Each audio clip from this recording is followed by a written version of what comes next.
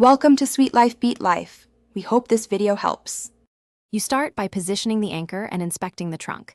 This prevents rubbing and girdling. Once the anchor point is chosen, drive the stake or bury the post at a slight outward angle to resist pull. Make sure to attach a trunk protecting sleeve or wide webbing first, because the tether must sit on protective material. You're setting the foundation now: secure anchor, protective wrap, and the correct tether length so the tree can move naturally without excessive sway or constriction. Now you connect the tether to the tree and anchor, focusing on controlled movement.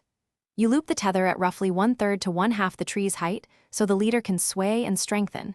This placement matters for root development. Once looped, feed the line through an adjustable tensioner and set 2-4 cm of slack to avoid constant pressure. Make sure the end is clipped or knotted securely to the anchor. This step balances stability with flexibility for healthy growth. Finish by fine-tuning and scheduling checks. You'll monitor tension weekly during the first season and loosen the tether as the trunk thickens. Make sure to inspect the protective sleeve and anchor integrity monthly so rubbing or rot doesn't develop.